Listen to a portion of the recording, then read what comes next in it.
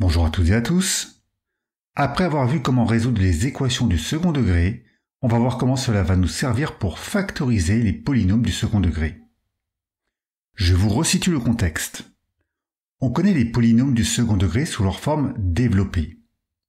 Je vous avais dit précédemment qu'un des objectifs de ce cours est de savoir passer à la forme factorisée. Pour ça, on a appris à passer de la forme développée à une forme intermédiaire appelée la forme canonique.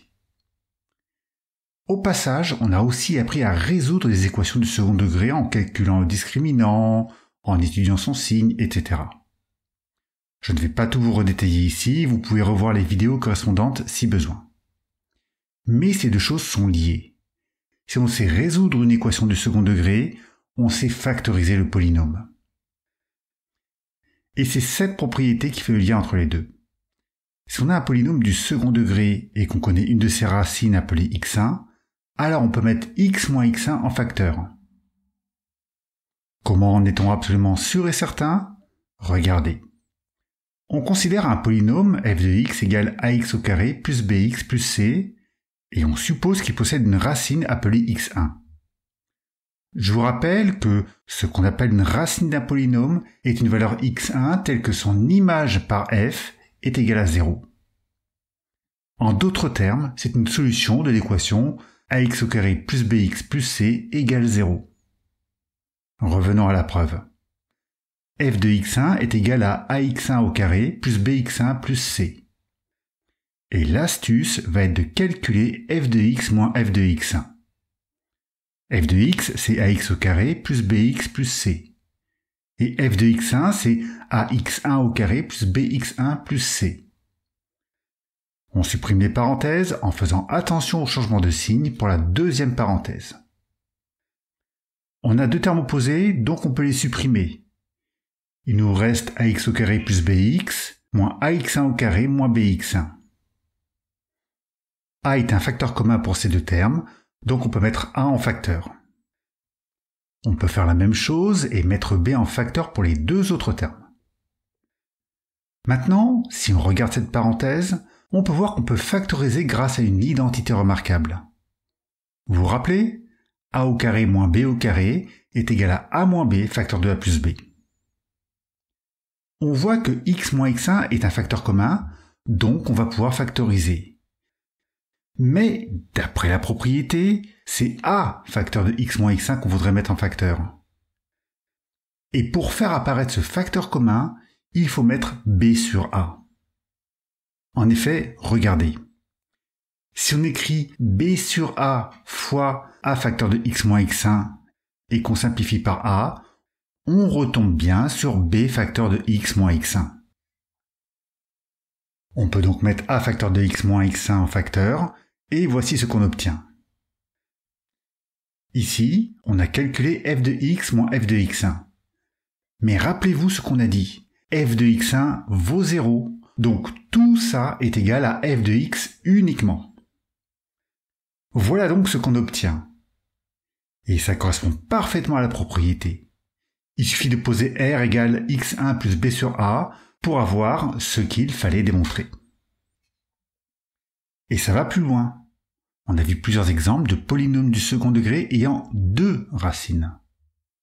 On a déjà vu qu'on peut factoriser par x moins x1.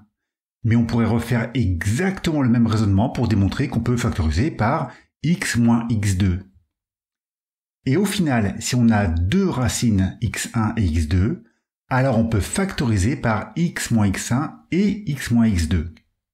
Et c'est ça qui nous donne la factorisation du polynôme du second degré. On va voir tout de suite comment on fait concrètement avec cet exemple dont je vous exposais le résultat en début de vidéo. Ce polynôme est sous sa forme développée, et on recherche sa forme factorisée. Bien évidemment, on commence déjà par regarder s'il y a un facteur commun, ou bien si c'est une identité remarquable. Mais ici, rien ne marche. Et c'est pour ça qu'on a cette nouvelle méthode qui consiste à rechercher les racines de ce polynôme en résolvant l'équation 2x au carré moins 12x moins 14 égale 0. Ne vous gênez pas pour mettre sur pause et pour les rechercher, ça fait un bon entraînement. On corrige cette équation. il faut calculer le discriminant qui est égal à b carré moins 4ac. Les valeurs de a, b et c sont respectivement 2, moins 12 et moins 14. Donc delta égale moins 12 au carré moins 4 fois 2 fois moins 14. Le carré de moins 12 fait 144. Moins 4 fois 2 fois moins 14 est égal à 112. Et 144 plus 112 est égal à 256. La racine carrée de 256 est égale à 16, donc delta égale 16 au carré. Delta est positif, donc il y a deux solutions. La première est égale à moins b moins racine de delta sur 2a. Moins 12, ça fait plus 12, et la racine de 256 est égale à 16. Donc le numérateur est égal à moins 4. Le dénominateur est égal à 4, et moins 4 divisé par 4 égale moins 1. Même genre de calcul pour la deuxième racine, et on trouve x2 égale 7.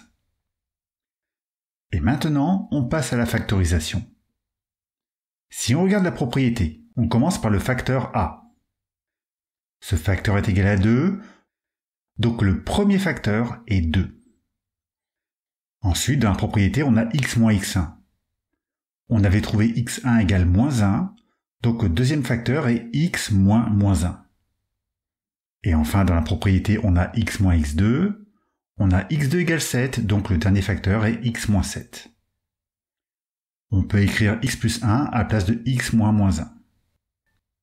Voilà, vous savez tout sur la façon de passer de la forme développée à la forme factorisée pour un polynôme du second degré. Il reste une dernière remarque. On avait vu dans la précédente vidéo un polynôme pour lequel il n'y avait pas de racine, car son discriminant était négatif. Dans ce cas, on ne peut pas le factoriser. Et il y avait aussi le cas particulier des polynômes avec un discriminant nul. Dans ce cas, il y a une seule racine, mais on parle de racine double, car on applique la même règle avec deux fois la même racine. Ici, la racine est 2,5, donc ça donne 4 facteurs de x moins 2,5 au carré. Voilà pour ce panorama complet concernant la factorisation des polynômes du second degré.